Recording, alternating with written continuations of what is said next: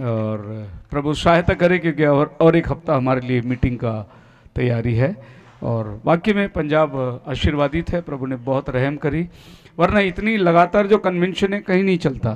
तो एक कन्वेंशन में लोग थक जाते हैं, लेकिन पंजाब वाले 15-15 दिन कन्वेंशन चलाते हैं, बड़ी बात है। और लोग हर कन्वेंशन में उतने लोग होते हैं, ये नहीं कि भाई कम है। सो प्रभु में आप सबको मेरा प्रेमी सलाम, खुदावन आपको बहुत आशीष दे। दूर दूर से लोग आते हैं और अपने बस, और सबसे बड़ी बात है आज अगर इसी तरीके से सभी कन्वेंशन चले, टाइम पे शुरू हो टाइम पे ख़त्म हो, तो मुझे भी ज़्यादा समय मिलेगा। अगर आप मुझे टाइम दे तो कम से कम मैं 2 घंटा तो प्रचार करना चाहता हूँ कन्वेंशन, 2 घंटा कम से कम। यदि गाय में मैं 1.5 घंटा 1.25 घंटा ले लेता हूँ, अगर आप मुझे फुर्सत दे तो मैं 2 घंटा वचन की प्रचार कर सकता हूँ। इतना एक मीटिंग को इतना मसाला लाता हूँ मैं, है नहीं। बट आपके साथ में क्या सवाल है पता है आपको? गाय दूध देती है, बछड़े को पीना आना चाहिए, वो आपका सवाल है। गाय दूध देती है, बच्चे को पीना आना चाहिए। तो मैं भरपूर दूध लाया हूं पर आपको पीना आना चाहिए, तो निश्चय प्रभु आपको बहुत आशीष देगा। हालेलुया।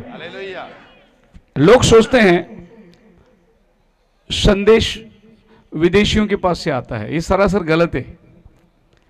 अभी विदेशियों के पास कोई संदेश है ही नहीं,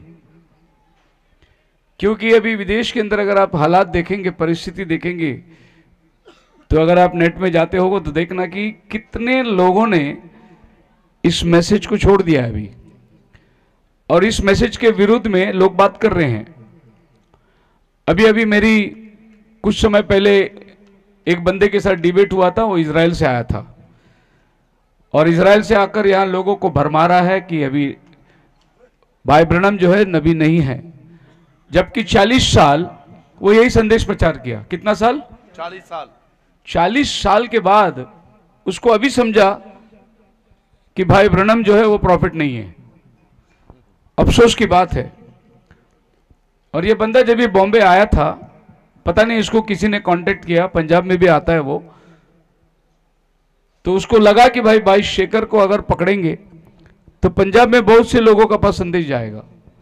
तो उसने मुझे बुलाया अपने घर, जहां बॉम्बे में एक पास्टर के पास वो आया था, मुझे बोला आइए, और मैं बोला जरूर आऊंगा, क्योंकि मैं नाम से तो उसको जानता था, बहुत पुराना आदमी है और इजराइल से आया है।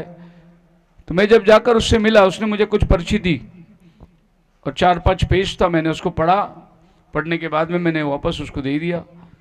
तो उन्होंने मुझे पूछा आपको क्या समझा? मैं बोला समझने की कोई बात नहीं। बोले नबी का एक कोट है। मैं बोला बिल्कुल सही है वो। नहीं, आप नबी को मानता है कि वो प्रकाशित 10:7 है, मलाकी 4:6-5? मैं बोला बिल्कुल मानता हूं।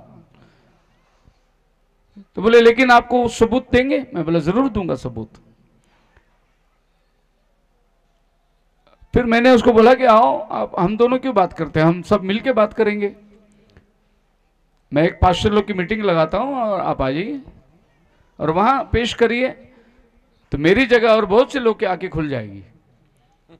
तो उसने तारीख दे दिया। मैंने बदलापुर में, आप सब जानते हैं कितने लोग आए थे बॉम्बे कन्वेंशन को, बॉम्बे आश्रम थे जहां आप लोग रुके थे, वहीं पर मैंने कन्वेंशन लगाई, एक मीटिंग लगाई डिबेट की।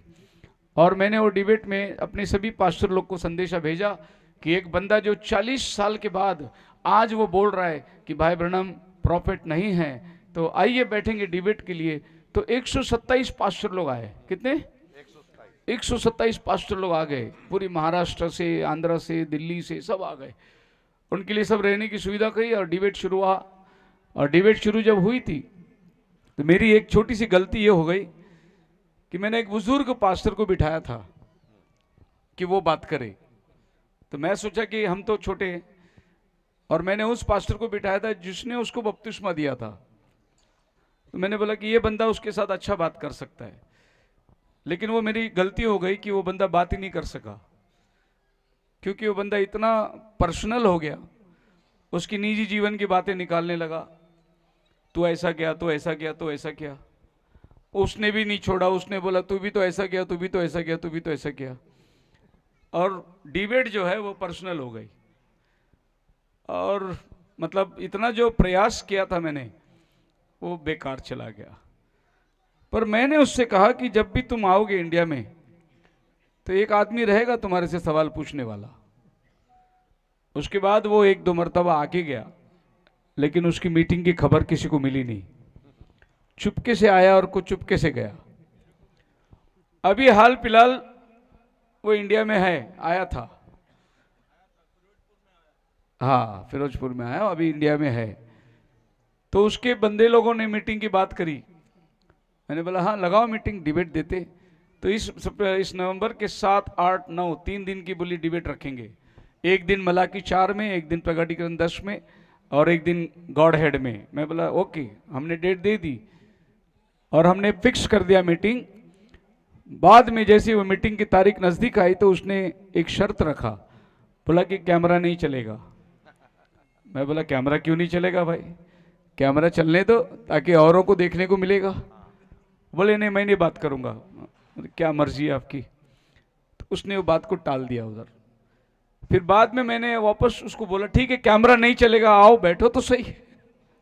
उसने तारीख ही नहीं दिया अभी तक। तो आप ये सोचिए कि जो आदमी बात नहीं कर सकता है, डिबेट नहीं कर सकता है, उसकी डॉक्ट्रिन किस काम का, क्या सिद्धांत है उसका। हमने तो ओपन चैलेंज की। एक पेपर है नासिक के अंदर, महाराष्ट्र में, वो बंदे ने मेरे पास आके पूछा कुछ ऐसा संदेश दो, एकदम मराठी में बोला तड़का वाला संदेश दो। तो मैंने बोला लिख दे 1 लाख रुपया इनाम जो ये बताएगा पिता पुत्र पवित्र आत्मा के नाम में बपतिस्मा बाइबल में किधर है, लिख दे। और उसने डाल दिया पेपर में। वो 4000 घर में जाता है पेपर, और सब घर में गया। हेडलाइन में लिखा 1 लाख रुपया रोग बख्शीश जो ये बताएगा पिता पुत्र पवित्र आत्मा का नाम का बपतिस्मा बाइबल में किधर है। और सब लोग वो पेपर लेके अपने अपने पास्टर के पास गए। बोले पास्टर जी वचन बताओ ना, वो 1 लाख रुपए दे रहा है। पास्टर जी बोला मेरे को तो कभी मिला ही नहीं वचन। फिर तुमने बपतिस्मा कैसे दिया हमको पिता पुत्र पवित्र आत्मा के नाम से। फिर पास्टरों का फोन आने लग गए मेरे को। बोले आप क्या कर रहे, तुम्हारे पास पैसा बहुत हो गया क्या। मैं बोला नहीं। फिर आप क्या लिखे 1 लाख रुपए दूंगा। मैं बोला जरूर दूंगा, अगर आप वचन दे दे तो 1 लाख रुपए लेके जाओ। पैसे तो मेरे पास भी नहीं है, आपके पास वचन है क्या। बोला नहीं है। फिर बात खत्म, पैसे देने का सवाल ही नहीं। आपके पास वचन है, बोले नहीं है। मैं बोला मेरे पास पैसे नहीं है, वचन लेके आओ हम पैसे देंगे आपको। एक पास्टर ने मेरे को फोन किया, बोला कि अगर तुम यहां आके दिखाओ तुम्हारे हाथ पैर तोड़ देंगे। तो मैंने बोला ये तारीख ले, अभी ले तारीख में, ये तारीख को वहां कन्वेंशन लगाऊंगा था। और मैंने कन्वेंशन उसी तारीख में अपने भाइयों को बोला लगाओ ये कन्वेंशन में आ रहा हूं। वो बंदा आया ही नहीं। एक और पास्टर ने मुझे बोला आपने बहुत अच्छा किया पास्टर, जवाब तो हमारे पास है ही नहीं, लेकिन आपको मैं धन्यवाद देता हूं। मैं बोला किस बात के लिए। बोले कि आपके सवाल से मेरे चर्च में सब लोग बाइबल पढ़ने लग गए। क्योंकि लोग मेरे पास आए, बोले पास्टर वचन बताओ। तो मैंने कहा तुम खुद ही ढूंढ लो और पैसे ले लो, अभी सब लोग बाइबल पढ़ रहे हैं मेरे चर्च में। इसके लिए उसने मुझे धन्यवाद किया। मसीह में मेरे प्रिय लोगों, जिस डॉक्ट्रिन को हम मानते हैं उसमें हम पक्के हैं। खाली हवा में बात करके नहीं जाएंगे। हम तो ओपन चैलेंज करते हैं। एक बार मैंने एक वीडियो पाया था, इसमें दिल्ली से एक पास्टर बात कर रहा है, खुदा वाला परमेश्वर वाले से बात कर रहा है। इधर आ, दिल्ली में आ। परमेश्वर वाला खुदा वाले को बोलते तू पंजाब में आके दिखा। ऐसे एक व्हाट्सएप कॉल रिकॉर्डिंग हुई थी। तो मैंने नीचे मैसेज डाला तुम दोनों मिलके बंबई आओ, मैं बात करता हूं। तू पंजाब आके दिखा, बोलते तू दिल्ली आके दिखा। अरे क्या आके दिखाने की क्या है, बैठो सामने चर्चा करो। हालेलुया। पर कोई नहीं आगे आता। ये सब खाली अपने अपने लोगों को भरमाते हैं और कुछ लोगों को अपना फॉलोवर्स बनाते हैं कि लोग मेरे पीछे चले। और ऐसी कोई सिद्धांत नहीं है। सब नामों में ऊंचा नाम यीशु का नाम। हालेलुया। इससे बहको मत। अगर कोई इजराइल से आया और बोले यीशु नहीं यहोशुआ बोलो, कोई बात नहीं बोलना। बचपन से मेरा यीशु मेरे आवाज को जानता है, अभी भी मेरे यीशु के अंदर ही वही ताकत है। हालेलुया। सो ये सब आने वाले दिनों में अंतिम समय के बहकाने वाली बातें हैं। बहुत से लोगों ने मुझसे कहा कि पासू जी आपने एक भी गाना नहीं गाया इस कन्वेंशन के अंदर, तो एक छोटा सा कोरस में गाऊंगा आपके लिए। अब सब लोग खड़े हो जाएंगे, फिर अगले हमें 1.5 घंटा बैठना है, और जो लोग हैं पीछे आगे आ जाएंगे। ब्रदर्स लोग की इधर जगह खाली है, आगे आ जाएंगे। आप जितना नज़दीक आएंगे उतना अच्छा मैं आपसे बात कर सकता हूँ, या ताकि पीछे आने वाले को जगह मिल जाए। पंडाल ऑलमोस्ट भर चुका है। आगे आइए प्लीज़, आगे आ जाइए। ये जो पीछे बैठने वाले भी आगे आ जाइए, क्योंकि हम लोग के स्कूल में जो पीछे बैठने वाले रहते ना, वो मस्तीखोर वाले रहते। कौन रहते? मस्ती वाले रहते। जो पढ़ाई नहीं करते ना, वो हमेशा पीछे बैठते, और जो आगे आगे बैठते ना, वो पढ़ाई करने वाला बच्चा रहता है। सो जितने लोग पीछे हैं आगे आ जाओ। हाँ, मस्ती वाले मत बनो। हालेलुया। सो ये गाना आप लोग भी मेरे साथ गा सकते हैं। ये जीवन मैंने सारा कर दिया तेरे नाम यीशु तेरे नाम। किसके नाम कर दिया हमने? यीशु के नाम। बोलो हालेलुया। ये जीवन मैंने सारा कर दिया तेरे नाम यीशु तेरे नाम, तेरे नाम यीशु तेरे नाम। थोड़ी सी अपेक्ट दे देना। ये जीवन मैंने सारा कर दिया, ये जीवन मैंने सारा कर दिया तेरे नाम यीशु तेरे नाम। बहुत आसान है। तेरे नाम यीशु तेरे नाम। बोलिए तो, ये जीवन मैंने सारा कर दिया, ये जीवन मैंने सारा कर दिया तेरे नाम यीशु तेरे नाम, तेरे नाम यीशु तेरे नाम। मेरा उठना मेरा बैठना मेरा सोना मेरा जागना, मेरा उठना मेरा बैठना मेरा सोना मेरा जागना, मैंने ये सब कुछ कर दिया। बोलिए, मैंने ये सब कुछ कर दिया। किसके नाम?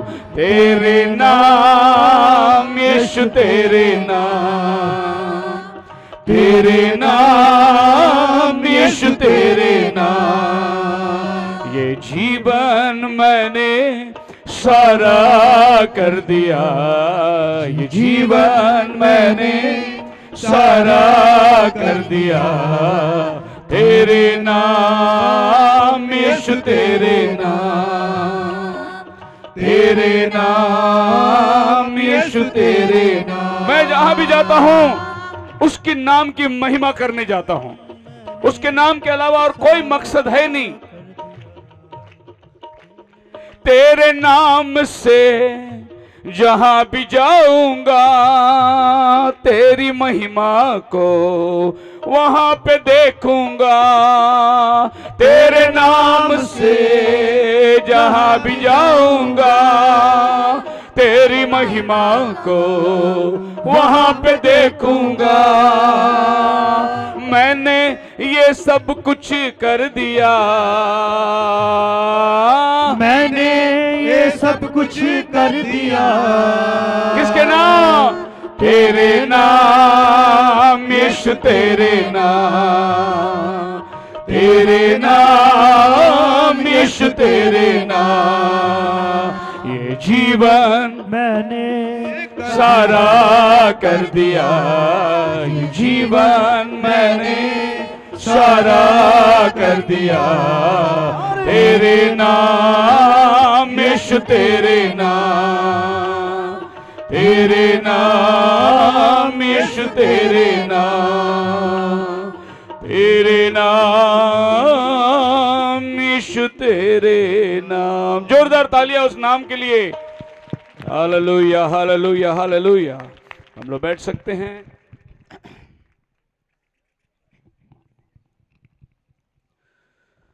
सो कल शाम कितने लोग आनंदित हुए? आमीन। हमने नरक के बारे में देखा था और आज शाम मैं आपको स्वर्ग के बारे में बताने जा रहा हूं। हमारा भविष्य का घर है। स्वर्ग कौन सा घर है? हमारा भविष्य का घर है। एक दिन प्रभु आएगा, हम खोकर में नहीं रहेंगे, हम प्रभु के राज्य में रहेंगे। सो आप जानना चाहते हैं हमारा भविष्य घर कैसा दिखता है? जहां आप जाने वाले हैं वो घर कैसा बना हुआ है, कितना बड़ा है, आप जानना चाहते हैं? आमीन। अब ये धरती में हम लोग घर बांधते हैं अपने परिवार के लिए, आने वाले समयों के लिए, लोगों के लिए घर बांधते हैं, लेकिन प्रभु यीशु ने भी हमारे लिए घर बनाया है। पढ़िए यूहन्ना की किताब, उसकी 14 अध्याय उसका। हाँ, ਤੁਹਾਡਾ ਦਿਲ ਨਾ ਘਬਰਾਵੇ। हाँ परमेश्वर उत्ते नेचा करो और मेरे उत्ते भी नेचा करो। जी। मेरे पिता दे घर विच बहुत सारे निवास हैं। मेरे पिता के घर विच बहुत स्थान है।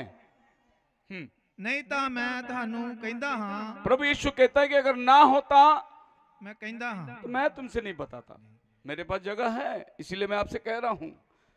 क्यों मेरे पास मेरे पिता के घर में बहुत सी जगह है। हाँ, क्यों जो मैं तुम्हारे लिए जगह तैयार करन जांदा हां। तुम्हारे लिए जगह तैयार करने जा रहा हूं। किसके लिए? साडे लिए। इधर बैठे हुए प्रत्येक व्यक्ति, प्रभु आपसे बात कर रहा है। मैं तुम्हारे लिए घर तैयार करने जा रहा हूं। Hallelujah, hallelujah. इधर जो बच्चे बैठे हैं छोटे छोटे, तो मैं आपसे कहना चाहता हूं कि आपने ये अभी मत सोचना कि आपकी शादी होगी आप नए घर में रहने जाने वाले, नहीं, आप सीधा उधर जाने वाले रहने, क्योंकि अभी उतना वक्त नहीं रह गया है, टाइम बहुत कम है और प्रभु आने वाला है अपने घर जो तैयार करके। प्रभु यीशु मसीह पर आप सबके विश्वास है, बहुत जल्द आने वाला है वो। सो उसका नाम मुबारक हो।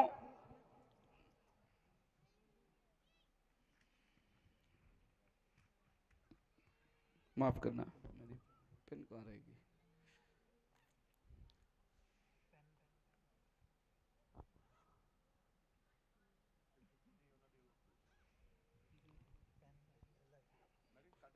टॉर्च देखना उसमें है कि मेरी बैग में।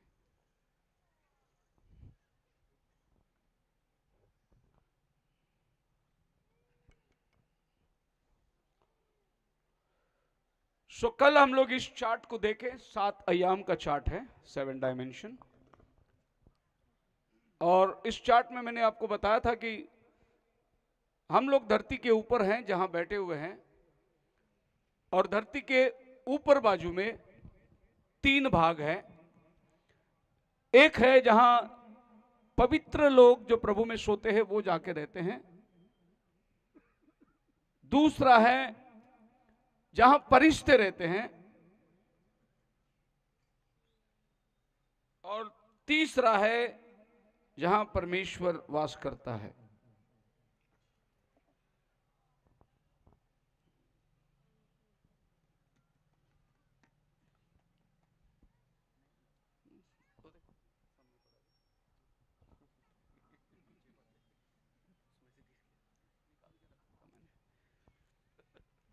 सो ये वो जगह है जहां धरती के नीचे और ये धरती का ऊपर। धरती के नीचे ये पहला जो जगह है, ये वचन लिखा हुआ है, जो प्रभु में मरते हैं, जिसको हम लोग कहते हैं सोया है, वो इस जगह में विश्राम करते हैं यीशु मसीह के मरने के पहले। और ये वो जगह है जहां अंधकार की शक्ति वास करती है, जो लूसीफर के साथ में गिरे हुए फरिश्ते हैं, जिनको प्रभु ने बांध के रखा है न्याय के दिन के लिए। और ये वो जगह है जहां लूसीफर का सिंहासन, जो कि बाइबल कहती है अग्नि कुंड में डाल दिया जाएगा। और अगर ये पढ़ने हैं आपको तो प्रकाशित वाक्य 9 अध्याय उसका पहला वचन पढ़िए। ये सब बाइबल के वचन हैं जहां जहां ये स्वर्ग और नबी ने इस चित्र को बनाया है। भाई ब्रनम का स्वर्ग और नरक का पढ़ने वाला, और इसमें 7 आयाम है। सो पहला आयाम जो है उजियाला, दूसरा आयाम समय, और तीसरा आयाम वस्तु, चौथी आयाम जो है इस दुनिया से इस दुनिया को संपर्क करने के लिए, जैसा मैंने बताया कि साइंस से जो दुनिया को हम देख नहीं सकते, जिनको हम देख नहीं सकते, हम उनसे वार्तालाप करते हैं। सो ये अंधकार की दुनिया। और कल जो बातें मैंने आपको बताया था कि एक जादूगरनी जिसने शमूएल की आत्मा को बुलाया, तो वो जादूगरनी यहां थी, शमूएल का आत्मा यहां था। उसने शमूएल की आत्मा को धरती में बुलाया, उससे बातचीत किया, और बाद में शमूएल फिर से नीचे गया और कहा शाऊल तू भी मेरे साथ नीचे आने वाला है। लेकिन यीशु मसीह जब भी क्रूस पर मारा गया और जब वो अधोलोक में गया, तो दूसरा पत्रस दूसरा अध्याय 14 वचन 4 में लिखा है कि यीशु मसीह ने सभी पवित्र लोगों को ऊपर लेके आया, उन कैदी आत्माओं के पास वो प्रचार करने गया था। अब ये जगह वैसी ही है, लेकिन ये जगह खाली है। इसमें केवल ये जगह भरा हुआ है जहां अमीर आदमी, जो गरीब लाजर और अमीर आदमी की स्टोरी आपने सुना था, वो बोलता है कि एक बूंद पानी मेरी जुबान पर लाके डाल देना। तो वो अमीर आदमी ये अग्नि के अंदर यहां पर है, लेकिन गरीब आदमी जो है वो यहां चला गया, जो अब्राहम का गोद है। और इसका ऊपर जो भाग है ये फरिश्ते रहते हैं, और फरिश्तों के अंदर बहुत सारे किस्म हैं। इसमें सबसे खुदावन के नजदीक रहने वाले जो फरिश्ते हैं वो है शेरोबीम्स, जो खुदा के इर्द गिर्द रहते हैं। उसके बाद शेराफीम्स है, और शेराफीम के बाद है फरिश्ते, जिनको हम देवदूत कहते हैं। तो ये 3 अलग अलग जगह है। हर एक देवदूत सिंहासन के पास नहीं जा सकता। सिंहासन के इर्द गिर्द रहने वाला शेरोबीम है, जिनको परमेश्वर ने अपने मंदिर में संदूक की वाचा के ऊपर रहने के लिए आज्ञा दिया था। प्रभु के नजदीक रहने वाले वो चेरोबीम। और ये 3 जगह है जहां परमेश्वर ने स्वर्ग में हमें कैसे ले जाएगा, ये नमूना उसने अपने मंदिर में ही बताया। पहला आंगन जहां बाहर के लोग आते हैं, बलिदान लेके आते हैं, भेंट लेके आते हैं, वो पहला आंगन में रहते हैं। भीतर के आंगन में लेवी लोग, जो याजक लोग सेवा करते हैं, बलिदान, धूप जलाना, रोटी लेना, रोटी देना, ये दूसरे आंगन में सेवा करते हैं। और तीसरे आंगन में संदूक की वाचा है, जो कि महायाजक अकेला ही अंदर जा सकता है। और यहाँ पर प्रभु यीशु मसीह की या खुदावन की शिकायना ग्लोरी वास करती है। जब ये संदूक उठेगा तो लोग अपनी तंबू को बांधकर उसके पीछे चलेंगे। दुनिया देखी अनदेखी, ये दुनिया को हम देख सकते हैं, ये दुनिया को हम देख नहीं सकते, लेकिन वास्तविकता ये भी दुनिया है जिसको हम लोग अधोलोक करके कहते हैं। और हेल वो जगह है जहां पर दुष्ट आत्माएं। और एक बात ध्यान रखना कि जैसे आज लोग दर्शन देखते हैं, कहते हैं कि मैंने नरक में जाके आया और बहुत लोग अग्नि में जल रहे हैं और मैंने देखा वहां लोग तड़प रहे हैं। ऐसा अभी कुछ हुआ नहीं है, क्योंकि अभी तक परमेश्वर ने किसी को नरक में डाला नहीं है। कब डालेगा? जब सफेद सिंहासन का न्याय होगा, प्रकाशित वाक्य 20 अध्याय में, उसके बाद प्रभु उसको डालेगा। हाँ, लूक 16 में यीशु मसीह ने कहा कि अमीर आदमी तड़प रहा है, तो प्रभु ने क्या किया? पर्दा खोलकर ये बताया स्वर्ग क्या है, नरक क्या है, ये प्रभु ने बताया उनको। लेकिन हमारा परमेश्वर किसी को न्याय करे बिना अग्नि में नहीं डालेगा, और न्याय अभी तक हुआ ही नहीं, न्याय तो अभी होने वाला है। सो जो लोग दर्शन देखते हैं, हो सकता है कि आने वाला नरक कैसा होगा उसके बारे में देखते हैं, लेकिन आज की तारीख में कोई जल नहीं रहा है। आज के तारीख में वो लोग बंदिश में है, बांध के रखा गया है उन्हें। यीशु मसीह ने भी यही कहा, पतरस भी हमें यही कहता है कि जिन देवदूतों ने आज्ञा नहीं मानी, उनको अंधकार में डालकर बांध के रख दिया है, कैद में रखा है। और फिर शैतान भी एक दिन कैद में चला जाएगा, जब प्रभु यीशु मसीह धरती में राज्य करने को आएगा। पढ़िए प्रकटीकरण 20 अध्याय का 1 और 2 वचन, कि शैतान कैसे बांधा जाएगा। देखिए ਮੈਂ ਇੱਕ ਦੂਤ ਨੂੰ ਅਥਾਹ ਕੁੰਡ ਦੀ ਕੁੰਜੀ ਅਤੇ ਇੱਕ ਵੱਡਾ ਸੰਗਲ हाँ ਆਪਣੇ ਹੱਥ ਵਿੱਚ ਲਈ ਆਕਾਸ਼ੋਂ ਉਤਰਦੇ ਵੇਖਿਆ जी ਅਤੇ ਉਹਨੇ ਅਜਗਰ ਨੂੰ ਅਰਥਾਤ ਉਸ ਪੁਰਾਣੇ ਸੱਪ ਨੂੰ ਹਾਂ। ਜਿਹੜਾ ਅਬਲੀਸ ਅਤੇ ਸ਼ੈਤਾਨ ਹੈ ਫੜਿਆ ਅਤੇ 1000 ਵਰੇ ਤੀਕ ਉਹਨੂੰ ਜਕੜ ਰੱਖਿਆ 1000 साल के लिए उसको जकड़ के रखेंगे, ਅਤੇ ਉਹਨੂੰ ਅਥਾਹ ਕੁੰਡ ਵਿੱਚ उसको ਸੁੱਟ- बांध के 1000 साल के लिए अथाह कुंड में डाल के रखेंगे उसको। यही वो जगह है जहां शैतान को बांध के रखा गया है। और आज जो अधर्मी है, जो पाप में मरता है, उसको भी ऐसा ही बांध के डाल दिया जाता है। और एक महत्वपूर्ण बातें मैं आपको बताना चाहता हूं। अक्सर किसी घर में कोई मर जाता है, कोई मैयत हो जाती है, फिर हम लोग देखते हैं कि उनके बच्चे, उनकी पत्नी गवाही देते हैं कभी कभी कि रात को सपने में पापा आए थे या रात को सपने में मामा आए थे। तो जो लोग धरती से जाते हैं ना, वो वापस नहीं आते, ये बात याद रखना। अगर ये हो सकती है आपकी अपनी कल्पना, दूसरी हो सकती है कि दुष्ट आत्मा आपको बता रहा है, लेकिन आपके गए हुए लोग वापस नहीं आते। चाहे संत हो चाहे पापी हो, वो विश्राम के अंदर चले जाते हैं। अभी वो लोग वापस आकर आपको दर्शन देंगे, आपको बताएंगे, ऐसा कुछ भी नहीं है। लेकिन शमूएल आया, उनको बातचीत करी। ये उस समय तक होता था जब तक सभी मरे हुए लोग शैतान के बंधन में थे, उस समय तक होता था।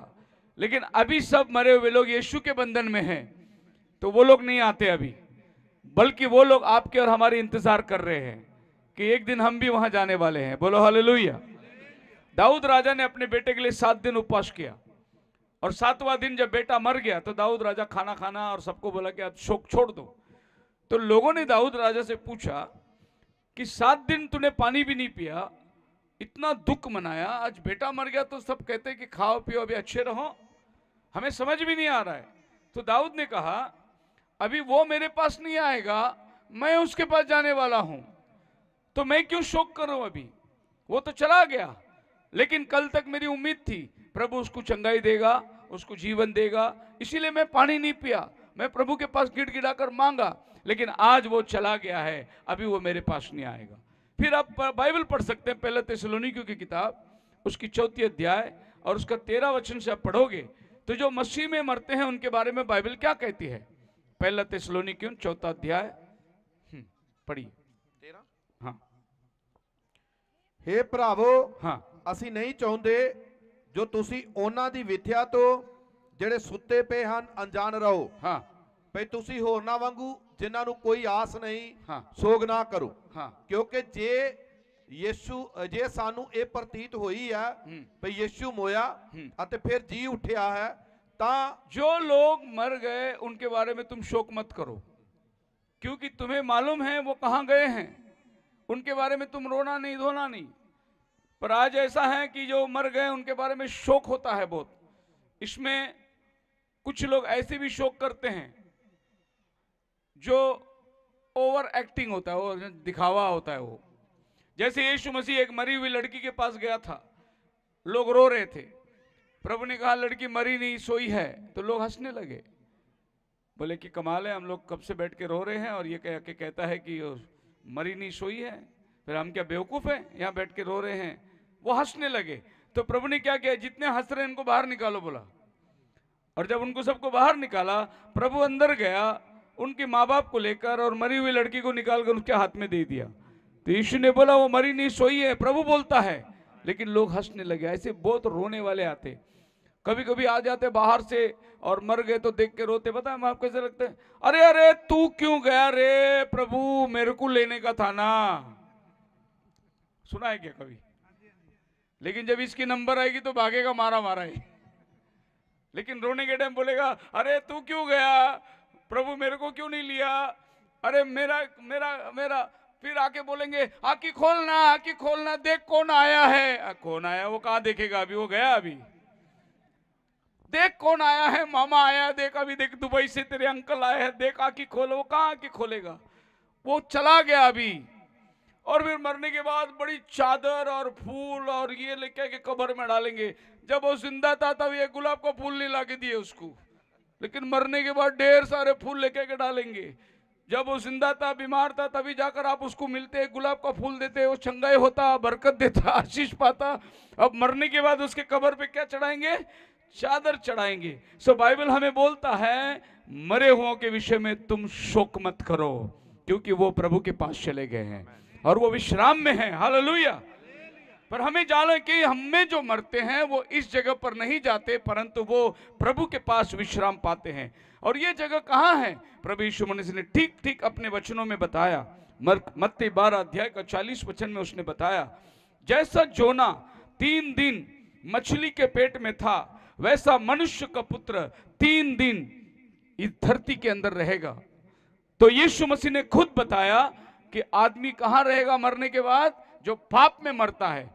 जैसा योना मछली के पेट में समुद्र की गहराई में चला गया, उसी तरीके से प्रभु ने कहा मैं भी जब मरूंगा 3 दिन योना की तरह धरती के नीचे जाऊंगा, क्योंकि धरती के नीचे सब पवित्र लोग बंदिश में थे, शैतान के हाथ में थे। अब शैतान के हाथ से वो छूट गए। सो यीशु मसीह ने इस बात को साफ कह दिया कि वो लोग धरती के नीचे है। इफिसियों की किताब 4 अध्याय उसका 9 वचन में लिखा है, जैसा वो ऊपर चढ़कर गया वैसा वो धरती के गहराई में उतरा भी था। ऐसा लिखा है वचन, पढ़िए। हाँ, इफिसियन 4। ਹੁਣ ਇਸ ਗੱਲ ਦਾ ਭਈ ਉਹ ਚੜਿਆ, ਇਸ ਤੋਂ ਬਿਨਾ ਹੋਰ ਕੀ ਭਾਵ ਹੈ ਜੋ ਉਹ ਧਰਤੀ ਦੇ ਹੇਠਲਿਆਂ ਥਾਵਾਂ ਵਿੱਚ ਉਤਰਿਆ ਵੀ ਸੀ। जैसा वो धरती पे ऊपर चढ़ा था वैसा वो धरती से नीचे उतरा था। क्यों नीचे उतरा धरती के नीचे? क्योंकि जितने संत महान पुरुष लोग जो धरती के नीचे बंदिश है, उनको ले आने के लिए वो नीचे उतरा। तीसरे दिन जब प्रभु यीशु मुर्दों में से जी उठा तो क्या हुआ? पढ़िए मत्ती 27वां अध्याय उसका 51 वचन में, जब प्रभु यीशु मसीह सलीब पर रहता है, पूरा हुआ तो कब्रें खुल गई, पवित्र लोगों की लोथें जी उठी और वे लोग शहर में आके लोगों को दिखाई दिए। ਯਿਸੂ ਨੇ ਫਿਰ ਉੱਚੀ ਆਵਾਜ਼ ਨਾਲ ਪੁਕਾਰ ਕੇ ਜਾਨ ਦੇ ਦਿੱਤੀ। हाँ, ਔਰ ਵੇਖੋ ਹੈਕਲ ਦਾ ਪਰਦਾ ਉੱਪਰੋਂ ਲੈ ਕੇ ਹੇਠਾਂ ਤਾਈਂ ਪਾਟ ਕੇ 2 ਹੋ ਗਿਆ ਅਤੇ ਧਰਤੀ ਕੰਬੀ ਅਤੇ ਪੱਥਰ ਤਿੜਕ ਗਏ ਜੀ। ਅਤੇ ਕਬਰਾਂ ਖੁੱਲ ਗਈਆਂ कब्रें खुल गए। ਔਰ ਸੁੱਤੇ ਹੋਏ ਸੰਤਾਂ ਦੀਆਂ ਬਥੇਰੀਆਂ ਲੋਤਾਂ ਉਡਾਈਆਂ ਗਈਆਂ। हालेलुया। अगर 2000 साल पहले यीशु की वाणी सुन के कब्रें खुल गई, तो अभी भी यीशु जब बादलों पर आएगा, उसकी वाणी सुन के जितने प्रभु में सोए हैं वो सब जी उठने वाले हैं। मैं एक मसीही होने के नाते बड़ा गर्व करता हूं, क्योंकि मौत के बाद एक जिंदगी है, ये मेरे पास आशा है। बाकी दुनिया में किसी के पास मौत के बाद कोई आशा नहीं है। मेरा गुरु जिंदा है। हालेलुया। मैं जिसका पीछा करता हूं वो कब्र में नहीं है, वो स्वर्ग में गया है मेरे लिए जगह तैयार करने। इसीलिए मैं ईमान से विश्वास करता हूं कि वो बहुत जल्द आने वाला है। आगे बाइबल कहती है, जब पुराना नियम में गिनती की किताब 16 अध्याय के अंदर, वहां पर हम एक व्यक्ति परिवार को देखते हैं जिन्होंने वचन का विरुद्ध में काम किया। उस समय में मोसेस उनको बोलता है कि जो लोग कोरा के तरफ पे अलग हो जाओ और जो प्रभु के तरफ पे यहां हो जाओ। तो बाइबल क्या कहती है? नंबर 16 अध्याय 32 और 33 वचन के अंदर, पर ਤੁਹਾਡੀਆਂ ਔਰ ਧਰਤੀ ਨੇ ਆਪਣਾ ਮੂੰਹ ਖੋਲ ਕੇ धरती ने अपना मुंह खोल के ਉਹਨਾਂ ਨੂੰ ਅਤੇ ਉਹਨਾਂ ਦੇ ਘਰਾਣਿਆਂ ਨੂੰ ਅਤੇ ਸਾਰੇ ਆਦਮੀਆਂ ਨੂੰ ਜਿਹੜੇ ਕੋਰਾ ਵੱਲ ਸਨ ਅਤੇ ਉਹਨਾਂ ਦਾ ਸਾਰਾ ਲੱਕਾ ਤੁੱਕਾ ਪੱਖ ਲਿਆ। सारा कोरा का घराना। जब मोसेस ने कहा कि विपक्ष विरोध करने वाले एक बाजू हो जाए और प्रभु पर भरोसा रखने वाले एक बाजू हो जाए, क्या हुआ? धरती खुल गई और पूरी परिवार समेत धरती के अंदर वो लोग चले गए। जीते जी उन लोग धरती के नीचे गए। किधर गए? अधोलोक में गए। ਇਉਂ ਉਹ ਉਹਨਾਂ ਦੇ ਨਾਲ ਦੇ ਜਿਉਂਦੇ ਜੀ ਪਤਾਲ ਵਿੱਚ ਉਤਰ ਗਏ। पाताल में उतर गए। बोलो हालेलुया। फिर पाताल किधर है? नीचे। बाइबल इसकी सबूत देती है। अब पाताल में इतना आग है कि वो जलते रहेंगे। हाँ, पाताल में बहुत आग है। आपने सुना कभी ज्वालामुखी फटती है?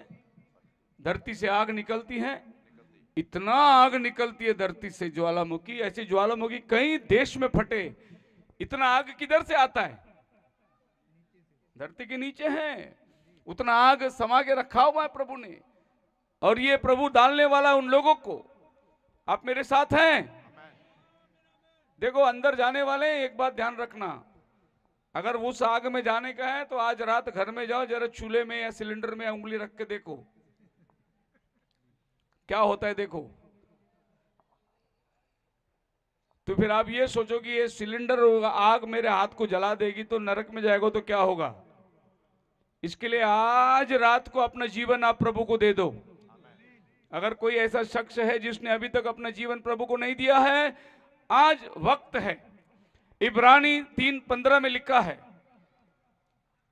आज यदि तुम उसकी आवाज़ सुनो, अपने मन को कठोर मत करो, अपना जीवन प्रभु को दे दो। ਅੱਜ ਜੇ ਤੁਸੀਂ ਉਹਦੀ ਆਵਾਜ਼ ਸੁਣੋ ਤਾਂ ਆਪਣੇ ਦਿਲਾਂ ਨੂੰ ਕਠੋਰ ਨਾ ਕਰੋ। जी, प्रभु आपसे बात कर रहा है। आज अगर उसकी वाणी सुनो तो अपने मन को कठोर मत करो, क्योंकि न्याय का दिन बहुत निकट है।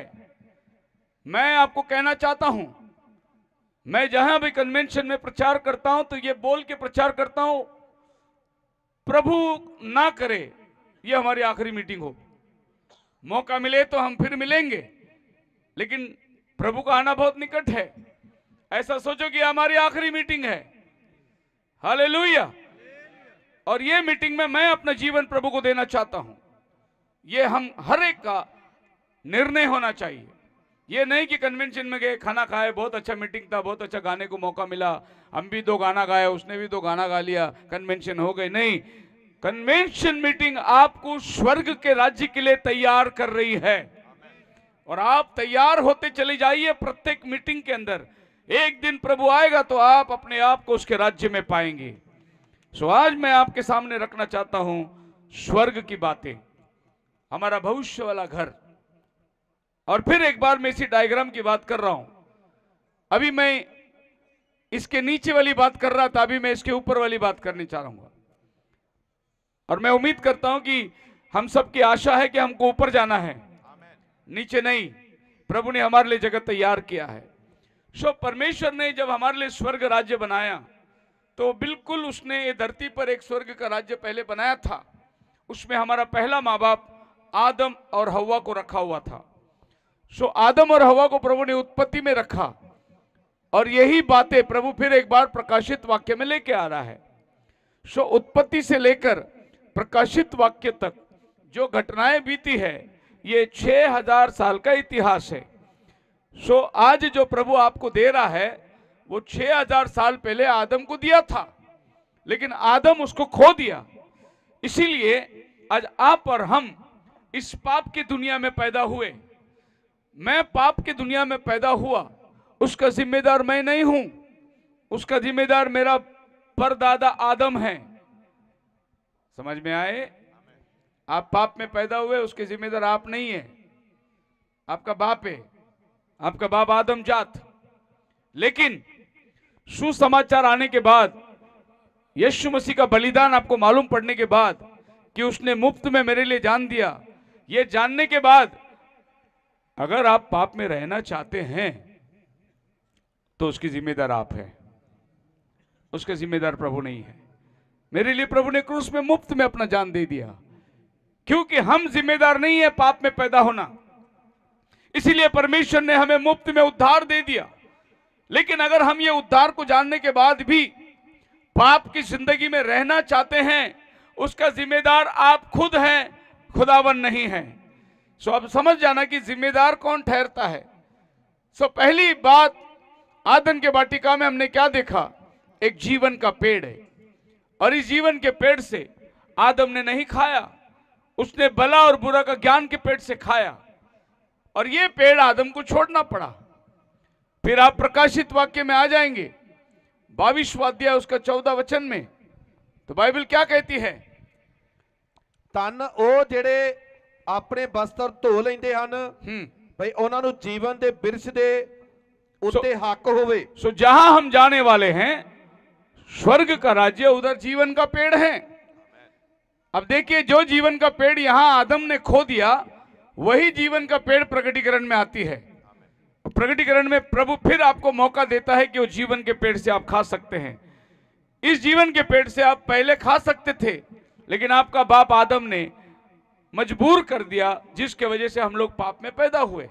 हमने वो झाड़ को खो दिया, लेकिन प्रभु यीशु फिर से वो झाड़ हमें दे रहा है। सो जो चीज आदन की वाटिका में खोई गई, वो सब आपको प्रकटीकरण में मिलता है। देखिए, आदन के वाटिका में 4 नदी निकलती थी जो पूरी पृथ्वी को सींचती थी। अब यही नदी आप प्रकटीकरण 22 में पढ़ सकते हैं, वहां जीवन की नदी बह रही है, लोग इसमें से पी रहे हैं। तो जो नदी उत्पत्ति में खोया, वो नदी प्रकटीकरण में मिलती है। जो जीवन का पेड़ उत्पत्ति में खो गया, वो प्रकटीकरण में मिलती है। यानी परमेश्वर ने शुरू से लेके सेम पैटर्न बना के रखा है। कल आज युगान युग वो एक सा है, उसके काम करने के तरीके एक सा है।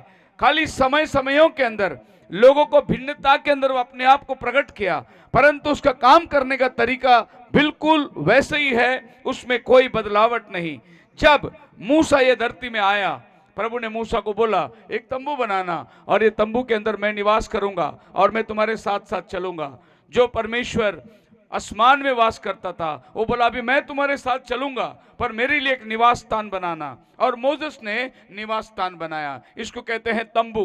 तंबू का मतलब ये होता है परमानेंट घर नहीं। जैसे ये तंबू के नीचे हम बैठे हुए हैं, लेकिन हम सबका अपना अपना घर है। अपना घर को हम तंबू नहीं बोल सकते, क्योंकि वो परमानेंट ईंट और पत्थर से बना हुआ है, वो हिल नहीं सकता। लेकिन इसको तंबू क्यों बोलते हैं? क्योंकि ये कल खोल के लेके जाने वाला है। तो मूसा तंबू बनाया, जो आज इधर कल उधर, ऐसे 40 साल उनके साथ घूमता रहा। लेकिन ये तंबू में भी परमेश्वर ने जो आदन के वाटिका थी, वही नमूना तंबू में बनाया था। अब आदन की वाटिका के नमूना पढ़िए, इब्रानी की किताब उसका 8 अध्याय और 5 वचन के अंदर ਜਿਹੜੇ स्वर्गी वस्तां ਦੇ नमूने हाँ ਅਤੇ ਪਰਛਾਵੇਂ ਦੀ ਸੇਵਾ ਕਰਦੇ ਹਨ। हाँ ਜਿਵੇਂ मूसा ਨੂੰ ਪਰਮੇਸ਼ਰ ਵੱਲੋਂ ਹੁਕਮ ਮਿਲਿਆ ਜਾਂ ਡੇਰਾ ਬਣਾਉਣ ਲੱਗਾ ਕਿ ਵੇਖਣਾ ਜਿਹੜਾ ਨਮੂਨਾ ਤੈਨੂੰ ਪਹਾੜ ਉੱਤੇ ਵਿਖਾਇਆ ਗਿਆ ਸੀ, ਉਸੇ ਦੇ ਅਨੁਸਾਰ तू सबो कुछ जो कुछ तूने स्वर्ग में देखा, मैंने तुझे बताया, उसी के अनुसार तू धरती में तंबू बनाना। बोलो हालेलुया। मतलब मोसेस तंबू धरती में बनाने के पहले स्वर्ग में देख के आया। उसने, प्रभु ने उसको पैटर्न बताया, देख तंबू ऐसा बनाना है, ये पैटर्न है, यहाँ संदूक की वाचा होनी चाहिए, यहाँ पहला आंगन, यहाँ दूसरा आंगन, ये सब पैटर्न। प्रभु ने क्या बोला मोसेस को? जैसा मैंने तुझे स्वर्ग में बताया वैसा ही तू धरती पे बनाना। इसका मतलब प्रभु ने सब पैटर्न पहले से बना के रखा हुआ है और उसको आपको फॉलो करने के लिए कहता है। लोग अपने लिए नए नए तरीके अपनाते, नए नए काम अपनाते, लेकिन बाइबल में परमेश्वर ने सब कुछ पहले से डाल के रखा हुआ है। उसी की हालात में आपको निकलना है। अब इसमें ज्यादा मैं विस्तार कर नहीं सकता, टाइम मेरे पास नहीं है, लेकिन एक बात मैं इस तंबू के अंदर आपको विस्तार करना चाहता हूं, वो है क्षमा, जो कि 7 कैंडल स्टिक कहते हैं। सो निर्गमन की किताब 25 अध्याय में 31 से पढ़ोगे तो प्रभु ने ये 7 दीवट बनाने के लिए कहा था, और ये कहा था कि मंदिर के दूसरे आंगन में इसे रखना और इसमें बराबर तू तेल डालते जाना। अब इसको बनाने का जो नियम है वो कैसा है, देखिए। प्रभु ने बोला इसके जो ऊपर के कटोरे जो हैं वो बादाम के फूल जैसे होना चाहिए, बादाम की तरह। उसके नीचे के जो है वो बादाम के पत्ते के जैसे होना चाहिए। मतलब आदन के वाटिका में जो झाड़ थे, जो जीवन का पेड़ था, प्रभु ने उसी नमूना मंदिर के अंदर भी बनाने के लिए कहा। पेड़ बनाना, उसके फूल बनाना, उसके पत्ते बनाना, उसमें तू तेल डालना और ये दीवट हमेशा जलता रहेगा। अब ध्यान दीजिए, कहीं एक जगह डिबेट के समान एक सवाल उठाया गया था कि तुम्हारे बाइबल में 66 किताब क्यों है? 66 किताब क्यों है? रोमन कैथोलिक के बाइबल में 72 किताब है, तो तुमने अपने बाइबल में 66 किताब, बाकी के किताब क्यों नहीं लिए? ये बाकी के किताब जो है ये परमेश्वर की प्रेरणा से नहीं लिखी गई है, और जो परमेश्वर की प्रेरणा से लिखी गई है वो खाली 66 किताब मिला। बोले इसकी सबूत आप क्या दे सकते हैं? मैंने पहले परमेश्वर ने सबूत दे के रखा है। देखिए ये जो कटोरा है, 1 2 3 4 5 6 7 8, ऐसे एक डंडी में 3 कटोरे, एक डंडी में 3 पत्ते, एक डंडी में 3 बादाम, इस तरीके से ये सब चीज को अगर आप गिनोगे तो आपको बराबर 66 भाग मिलेगा। कितना मिलेगा?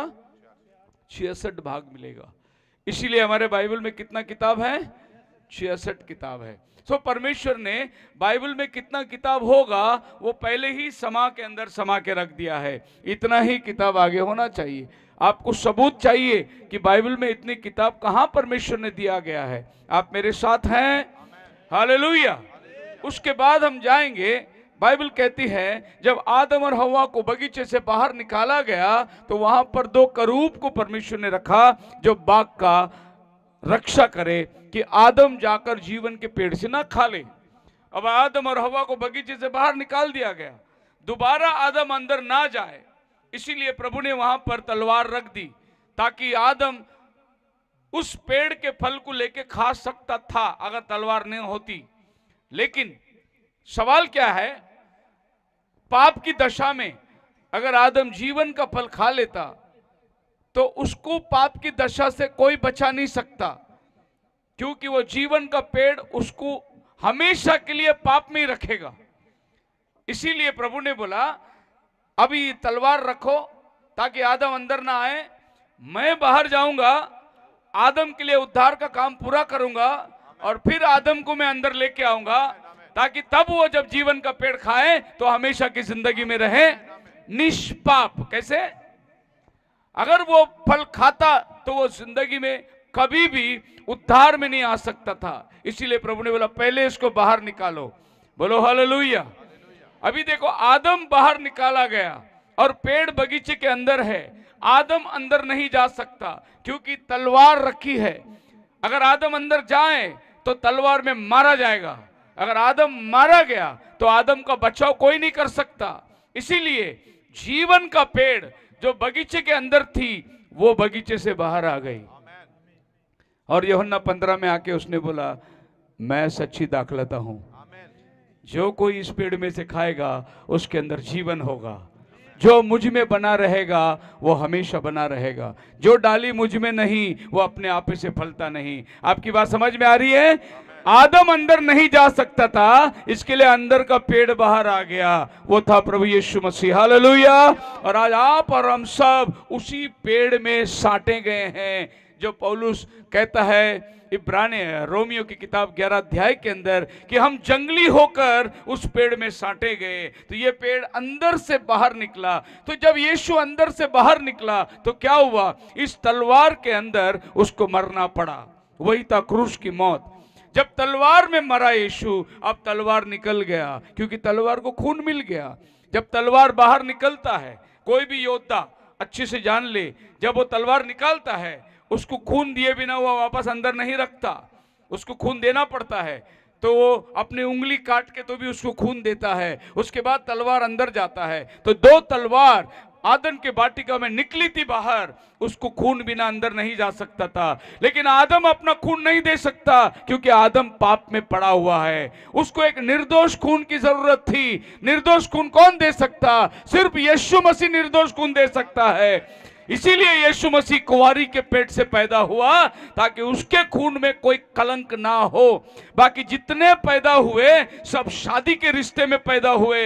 यीशु मसीह एकमात्र व्यक्ति कुंवारी के पेट में पैदा हुआ ताकि कोई माँ बाप का पाप उसमें ना आए, और वो ही एक व्यक्ति बन सका जो इस तलवार के नीचे घात हुआ। अब ये तलवार हट गई। अब प्रभु बोलते जो कोई आना चाहता है अंदर आ सकता है क्योंकि अब तलवार को मैंने निकाल दिया है। बोलो हालेलुया। यीशु मसीह एकमात्र व्यक्ति है जो आपको स्वर्ग लेके जा सकता है। दूसरा स्वर्ग लेके जाने के लिए धरती में कोई पैदा नहीं हुआ, एक ही है। उसने कहा मार्ग, सत्य और जीवन मैं हूं। हालेलुया। ये दुनिया में बहुत लोग आए जिन्होंने कहा हम सत्य है, और बहुत लोगों ने कहा हम मार्ग हैं, लेकिन एक भी बोल नहीं सका हम जीवन है, क्योंकि वो मौत में चला गया, उसकी कब्र बनी हुई है और वो बोल ही नहीं सका हम जीवन है। लेकिन यीशु मसीह ने बोला मार्ग भी मैं हूं, जीवन भी मैं हूं। क्यों? क्योंकि मौत के अंदर से तीसरा दिन वो मुर्दों में से जी उठा। सो आज दुनिया के पास सच्चाई हो सकती है, मार्ग हो सकता है, लेकिन जीवन केवल यीशु में होता है और कोई आपको जीवन नहीं दे सकता। सो प्रभु ने क्या किया, देखिए ये संदूक का वाचा मोसेस को बनाने के लिए बोला। इस संदूक के वाचा के अंदर क्या है, परमेश्वर का वचन जो 10 आज्ञा दिया हुआ था। अब इस वचन की रक्षा करने के लिए प्रभु ने बोला इसके ऊपर 2 करूब बनाना। ये 2 करूब किधर था, पहले आदन के वाटिका की रक्षा कर रहा था। अंदर क्या था, जीवन का वचन था। अब वो जीवन का वचन बाहर आया, पत्थर में लिखी हुई इस तख्ती में रखा, लेकिन इस तख्ती की रक्षा करने के लिए भी प्रभु ने यही 2 करूब को बोला इसके ऊपर तुम छावनी बना के बैठो। हालेलुया। ये 2 करूब क्या कर रहे हैं, ये खुदावन की रक्षा कर रहे हैं, इस वचन की रक्षा कर रहे हैं, उसकी आदर कर रहे हैं, उसकी महिमा कर रहे हैं। और वहां पर है कृपा आसन, मर्सी सीट, जहां पर लहू जाके छिड़का जाता है। सो आप देख सकते हैं जो बच्चे आदन के वाटिका में करूब थी, वही करूब इजराइल के साथ 40 साल जंगल में भटक रही थी। प्रभु ने बोला मैं तुम्हारे बीच में होकर चलूंगा। सो खुदावन अपने बीच में आकर चलने लगा और उसके पास वही 2 करूब थे जो आदन के वाटिका में थे। आप मेरे साथ हैं, आगे हम जाएंगे उत्पत्ति 2 अध्याय उसका 3 वचन। उत्पत्ति 2 का 3।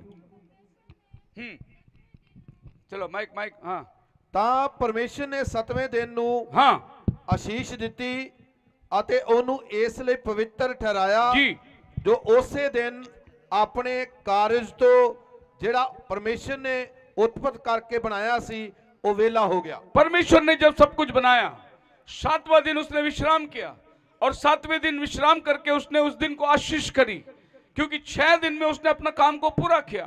7वें दिन उस दिन को उसने पवित्र किया। और याद रखिए आदम 6वें दिन बनाया गया था, आदम 6वें दिन बनाया गया था। उसका पहला दिन वो खुदा के साथ बिताया। आदम का पहला दिन जिंदगी का किसके साथ था, वो खुदा के साथ। इसीलिए खुदा ने 7वें दिन को आशीर्वाद किया। उसके आगे सृष्टि शुरुआत अपने काम में लग गई है। अभी आप देखिए जब मोसेस ने तंबू बनाया तो बाइबल क्या कहती है, निर्गमन की किताब 39वां अध्याय उसका 43 वचन के अंदर जब मोसेस, हाँ मूसा ने इस सारे काम ਨੂੰ ये सब काम मोसेस ने करके हाँ ਡਿੱਠਾ ਅਤੇ ਵੇਖੋ हाँ ਉਹਨਾਂ ਨੇ ਉਹਨੂੰ ਪੂਰਾ ਕਰ ਦਿੱਤਾ। पूरा कर देता। ਜਿਵੇਂ ਯਹੋਵਾ ਨੇ ਹੁਕਮ ਦਿੱਤਾ ਸੀ ਉਹਨਾਂ ਨੇ ਤਿਵੇਂ ਹੀ ਬਣਾਇਆ। ਸੋ मूसा ने ਉਹਨਾਂ ਨੂੰ ਆਸ਼ੀष ਦਿੱਤੀ।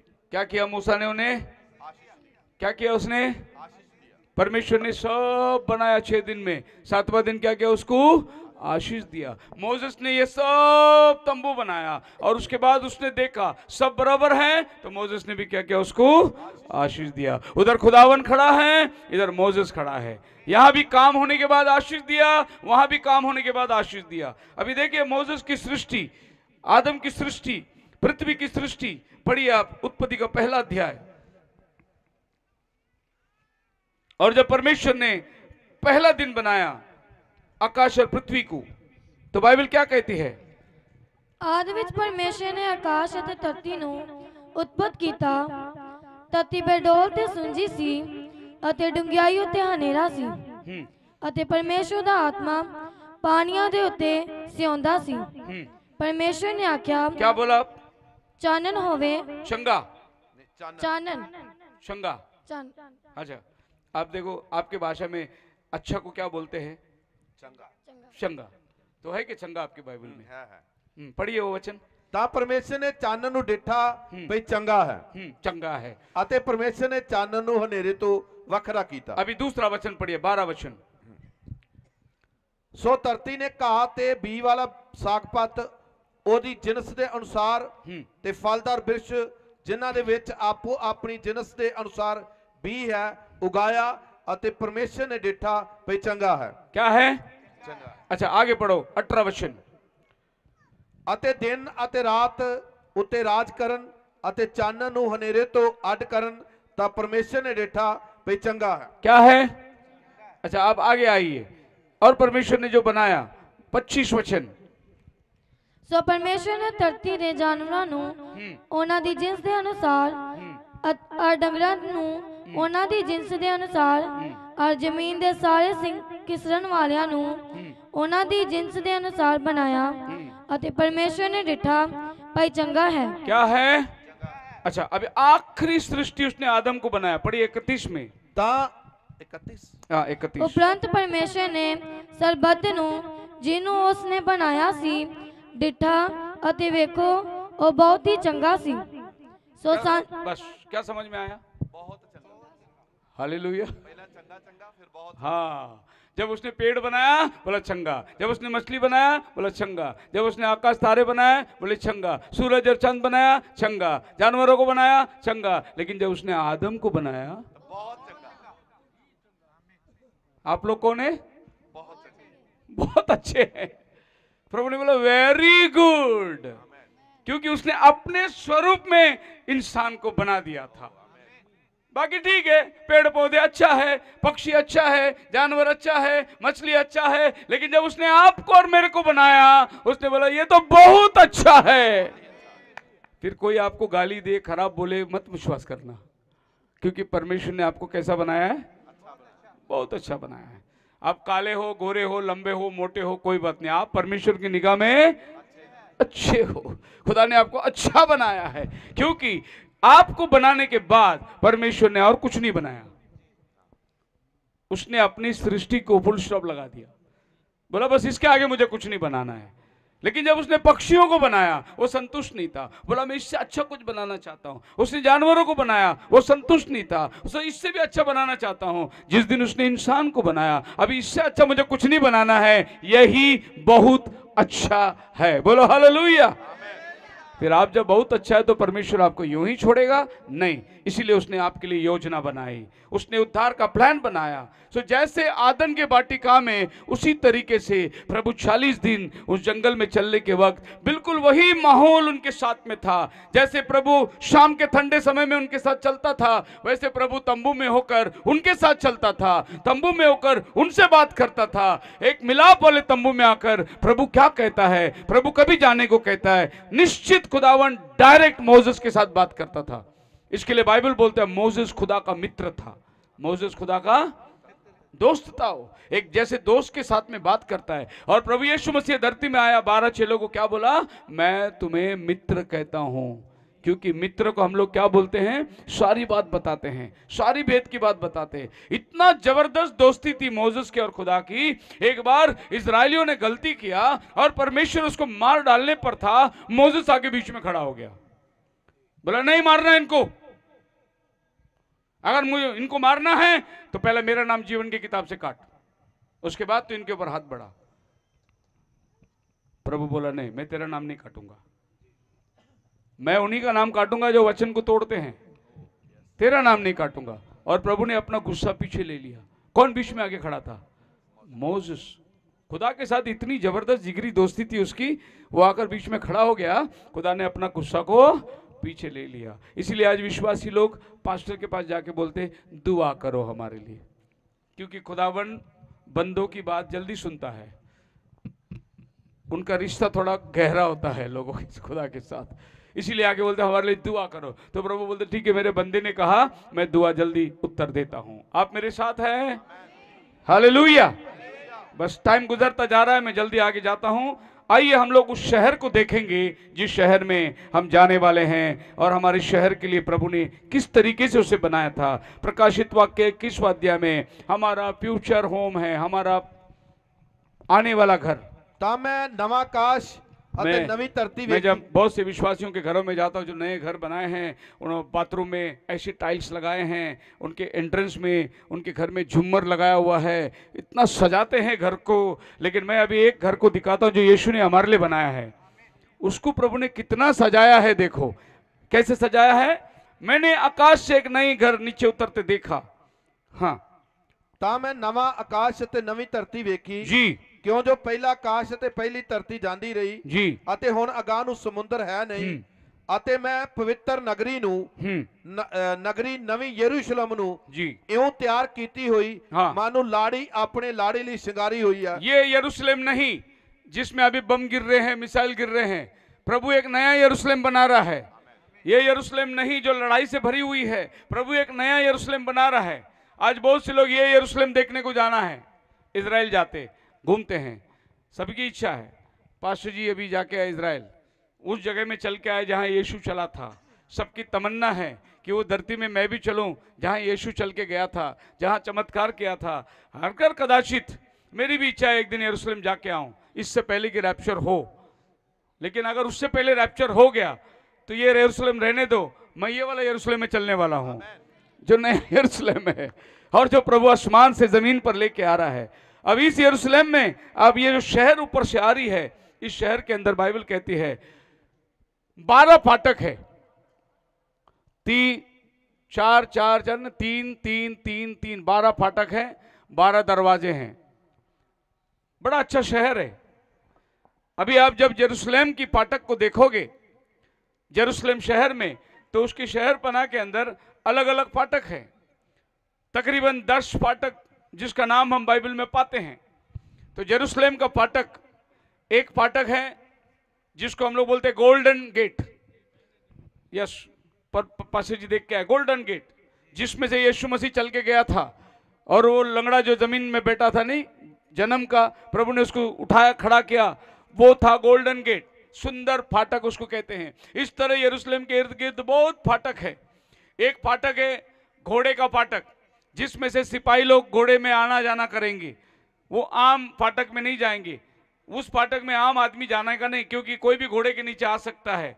एक है फाटक मछली फाटक, जो समुद्र के मुहा में है, जहां से मच्छी पकड़ के लेके आते हैं, वहां मच्छी का व्यापार होता है, उसको बोलते हैं मछली फाटक।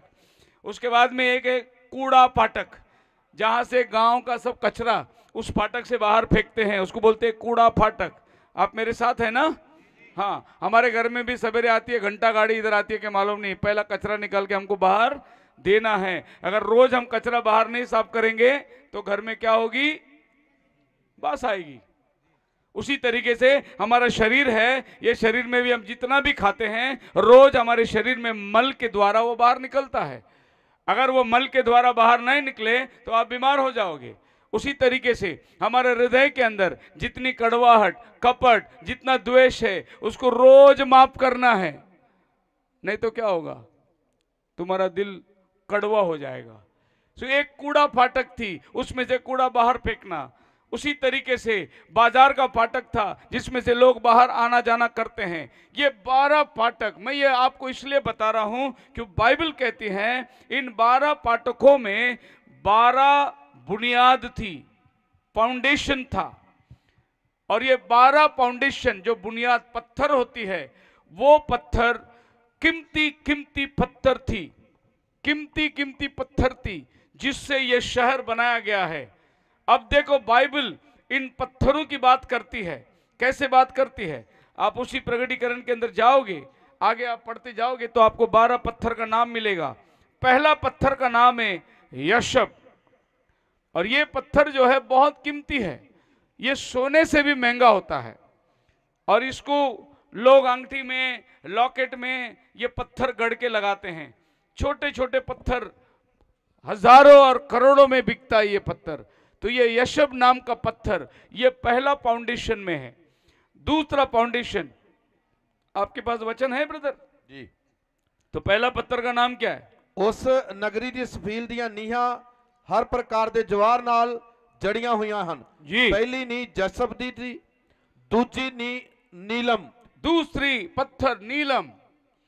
अब ये नीलम पत्थर जो है बहुत महंगी पत्थर, लोग इसको बड़े मुश्किल से पाते हैं अपने अंगूठी में वगैरह लगाने के लिए, लॉकेट में लगाने के लिए। नीलम पत्थर। अब देखिए, इस पत्थर पर वो नगर बसा हुआ है। ये तो खाली फाउंडेशन है। आपकी समझ में आ रही है मैं क्या कह रहा हूं? ये मेरा फ्यूचर घर है, जिस घर में मैं रहने को जाने वाला हूं, उसकी बुनियाद की पत्थर नीलम से बनी हुई है। उसका अगला पत्थर दुदिया, हाँ, दुदिया अकीक, लालड़ी। उसका अगला पत्थर, चौथा मरकत, चौथा पन्ने दी न्याई, हाँ मरकत पत्थर है ये। और पांचवा पत्थर सुलेमानी, गोमेद। छठवीं पत्थर लाल अकीक, मणिक। सातवीं पत्थर जबरजद, हाँ पीतमणि। आठवीं पत्थर आठवीं बेरूज, पेरोज। नौवीं सुनहला, नवीं सुनहला, सुनहला। 10वीं अजी हरे अकीक दी। हिंदी बाइबल है क्या किसी के पास? देखो, नवी पत्थर रहे, उसको क्या बोलते हैं? नवी पत्थर। क्या है नवी पत्थर? हाँ, पास्टर जी पुखराज खड़े हो जाओ। ये नवी पत्थर है। इसका नाम मालूम है? क्या है नाम? पुखराज। हाँ, आपका नाम बाइबल में है, आप नवी पत्थर है। सो ये नवी पत्थर पुखराज। 10वीं पत्थर अकीक, हरा अकीक। हरा अकीक। हाँ, 11वीं जरकन। 12वीं कटहले दी। वाह, ये 12 दरवाजे के नीचे 12 फाउंडेशन है। और ये पूरा 12 पत्थर जो है, लोग इतनी इतनी पत्थर को करोड़ों रुपया देते हैं, लेकिन हम जिस शहर में जाने वाले हैं उसका फाउंडेशन ही इन पत्थरों से बना हुआ है। क्यों मालूम है आपको? ये पत्थर जहां से निकलता है वो धरती बनाने वाला हमारा परमेश्वर है। तो उसने सारे बहुमूल्य पत्थर निकालकर अपने लिए नगर बनाया, उसने फाउंडेशन डाल दिया।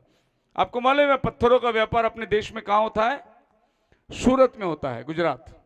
सूरत में सब पत्थरों का व्यापारी है, डायमंड मर्चेंट लोग सब सूरत में है। जो बॉम्बे में बड़े बड़े व्यापारी लोग हैं, सूरत में ये सब पत्थर की पॉलिश होती है। तो मैं भी सूरत में, अपनी कलिसिया है तो मैं हमेशा सूरत जाते रहता हूँ ट्रेन में।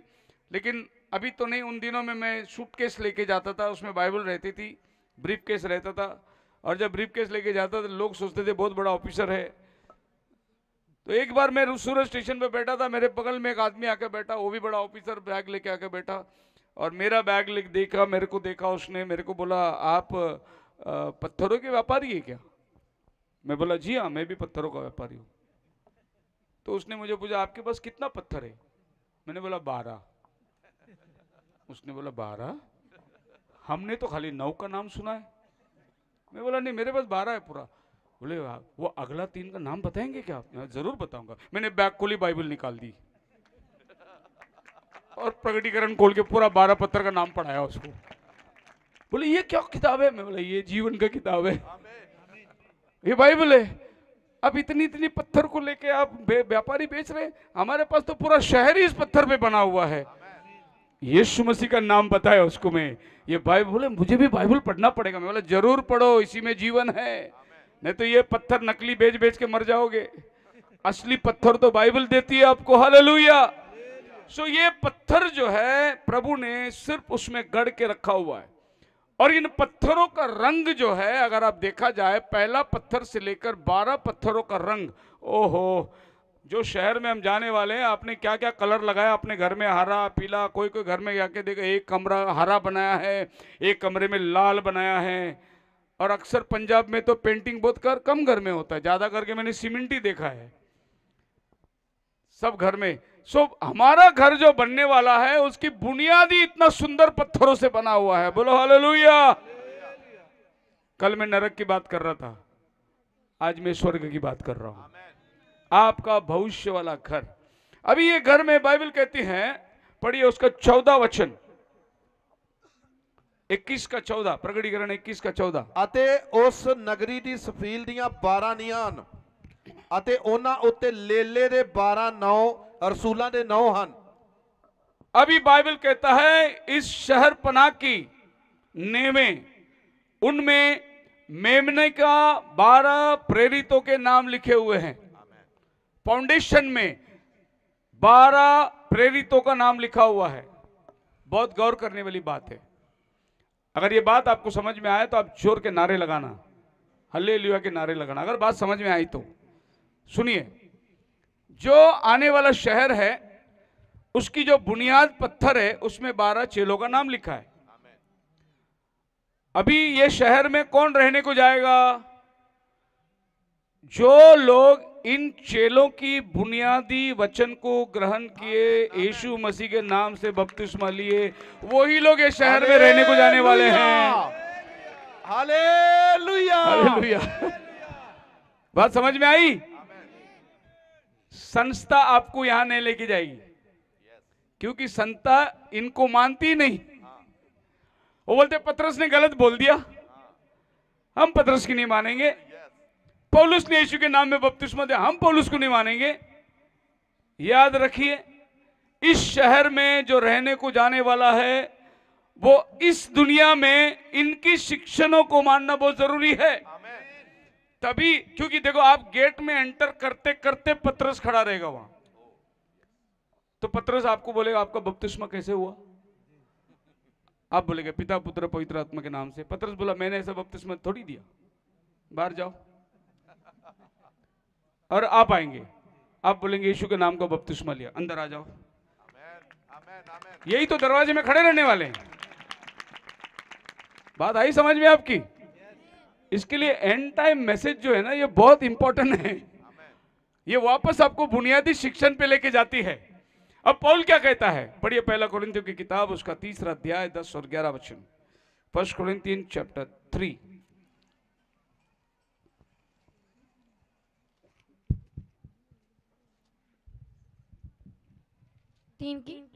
परमेश्वर की कृपा के अनुसार जो मैनू दान हुई है, मैं सियाने राज मिस्त्री वांगू नहीं रखी जी, अते दूजा उस उत्ते उसारी करदा है जी। सो हरेक सचेत रहे पे किस तरह की उसारी करदा है जी, क्यों जो उस नींव तो बिना उस नींव के छोड़ जो रखी हुई है कोई रखी है दूजी कोई नहीं रख सकता। हालेलुया। हालेलुया। जो नींव रखी है उसको छोड़ दूसरा कोई नींव नहीं है। ओ यीशु मसीह है। हालेलुया। इसी नींव के ऊपर अब बांधे गए हैं। पतरस तो पत्थर है, इस पत्थर पर मैं अपनी कलीसिया बांधूंगा। और जो लोग इस शिक्षण को मानते हैं, मैं उम्मीद करता हूं इस पंडाल में सभी का बपतिस्मा यीशु मसीह के नाम से हुआ है। आप ही का शहर है वो, आप ही का शहर है।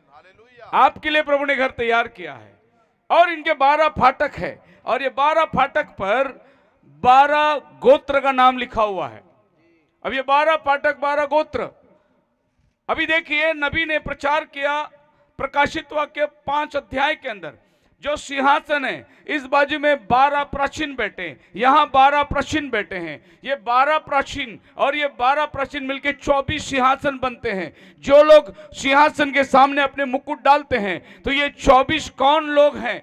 बड़ी उलझन पड़ी है संस्थाओं के अंदर। वो कहते हैं कि ये परिश्ते होना चाहिए, वो परिश्ते नहीं हैं। बाइबल उनको बोलते हैं प्राचीन लोग हैं। प्राचीन का मतलब वो ये धरती में रहे हुए लोग हैं जिनको एल्डर्स कहते हैं। इनमें से ये 12 जो सिंहासन है, ये पुराना नियम के गोत्र लोग बैठे हैं और ये 12 सिंहासन के अंदर नया नियम के 12 चेले बैठे हैं। तभी आपको क्या मिलता है? 24 अंक मिलता है। तो सिंहासन के इर्द गिर्द भी यही लोग बैठे हुए हैं।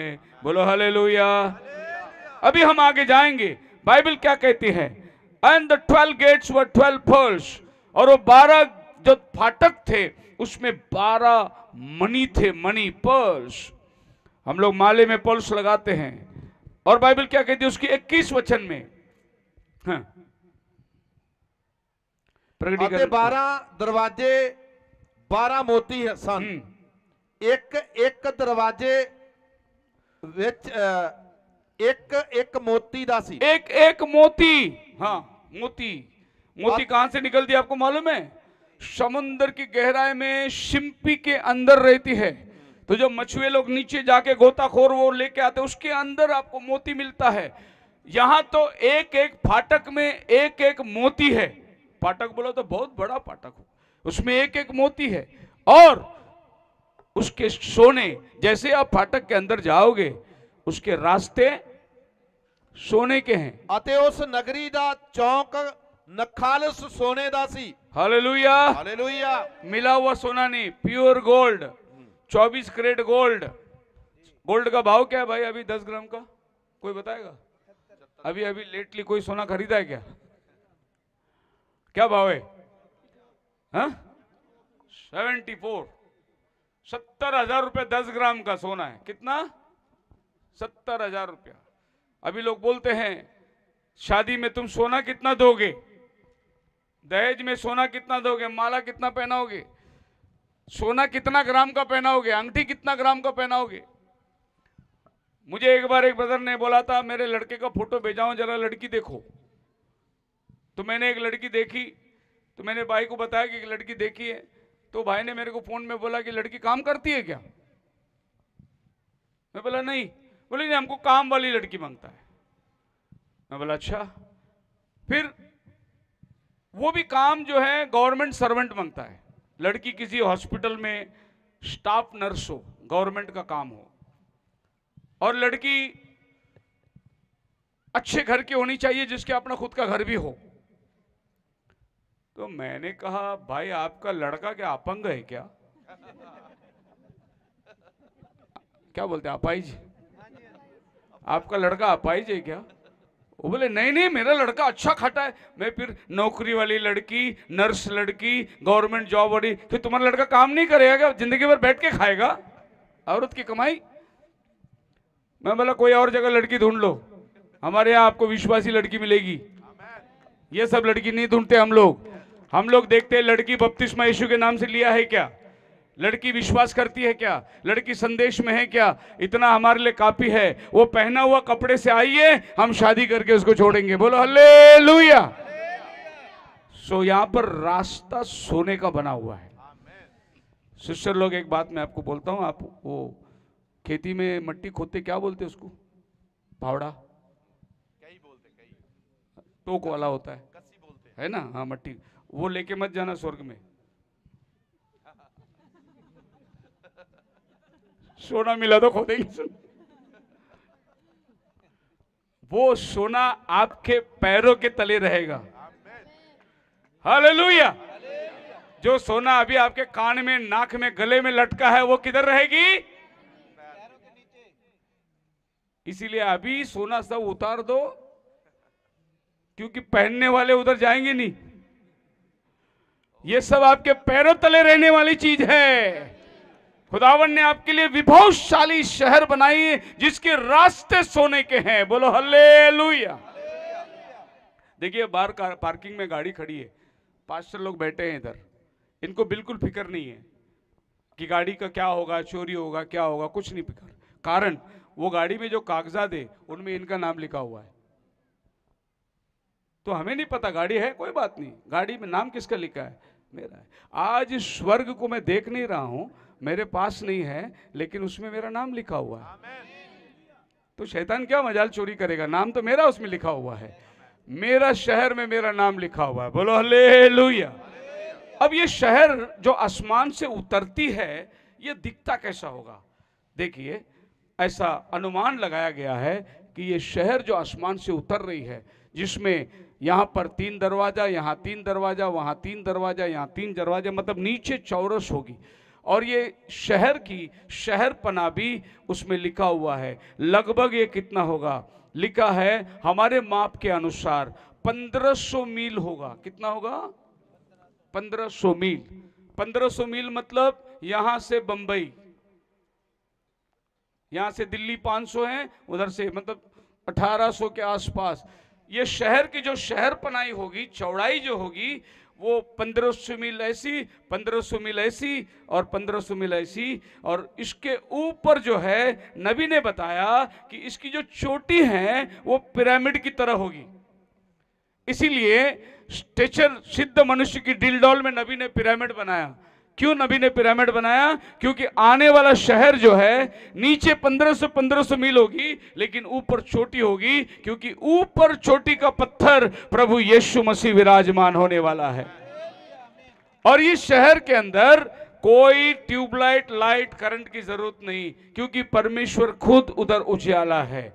उधर सूरज नहीं, चांद नहीं। इसका मतलब हम रात को 12 घंटे सोने वाले नहीं और दिन में काम करने वाले नहीं। यहाँ पर ना सूरज है ना चांद है, बल्कि एक समान दिन होंगे जहां देवदूत लोग रहते हैं। मतलब देवदूत लोग सोते नहीं हैं। परमेश्वर के सिंहासन के पास कोई रात को ओवर टाइम करके जाता नहीं है, फिर सवेरे आके हालेलुया नहीं बोलता। वो 24 घंटे हालेलुया हालेलुया इसके नारे लगे रहते हैं। यानी हम जब अनंत काल में जाएंगे परमेश्वर के समान होंगे। और नबी ने हमें बताया कि ये हमारा शहर है। इस तरीके से हम लोग बात करते हैं। नबी ने एक और बात बताई शिकागो के अंदर, बिलीवर्स द इस मैसेज में, योर गॉड अ सोल, तुम्हारे पास एक प्राण है, तुम्हारी एक आत्मा है, एंड दैट इज राइट। मैं आज कहना चाहता हूं, नबी बोलता है तेरा शरीर मिट्टी में जाएगी, लेकिन तेरा आत्मा वो वहां चला जाएगा।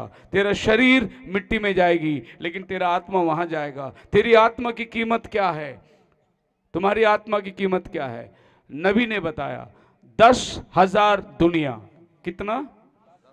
10,000 पृथ्वी, 10,000 पृथ्वी को प्रभु बाजू करेगा, लेकिन तुमको छोड़ेगा नहीं, तुमको खरीद लेगा। तुम्हारी कीमत इतनी है कि प्रभु ये चांद और सितारे को एक बाजू करेगा और तुम्हें अपना लेगा। बोलो हालेलुया। इधर हम 1 गुंठा 2 गुंठा 1 मरला 2 मरला में घर बनाते हैं, लेकिन हमारा घर जो बना हुआ है वो कितने मरले में बना हुआ है? अभी मैं आने के टाइम किसी पास्टर के साथ बातचीत कर रहा था, तो मैंने उसको बोला, अरे जब हम प्रभु के राज्य में जाएंगे, अभी हमको इतना घर मांगता, इतना घर मांगता, भाई से झगड़ा, इधर दीवार खड़ा, उधर कंपाउंड बना, इससे मैं उससे बात नहीं करूंगा, उससे मैं इसने बात करूंगा। लेकिन जिस दिन आप प्रभु के राज्य में जाओगे, प्रभु बोलेगा, हाँ बेटा तू जा चांद में जा, चांद राज कर तू। क्या बोलेगा? जा चांद में बैठ, इतनी इतनी जमीन के लिए लड़ रहा था, पूरा चांद तू ही ले ले। दूसरे को बोलेगा तू वो वाला ग्रहण ले लेना, जा उधर जाके राज्य कर। आप मेरे साथ हैं? ये पूरा ग्रहण जो है ये आपके कदमों में रहेगा। ये काल्पनिक लगती है ना कि पास्टर जी कुछ मजाक मजाक बोल रहे हैं, पर ये मजाक नहीं, ये परमेश्वर का सत्य वचन कह रहा है। आकाश पृथ्वी टल जाएगी, मेरी बातें, खुदावन आपको आशीष दे। प्रार्थना के अंदर जाएंगे, सब लोग अपनी सर को झुकाएं, प्रार्थना करेंगे।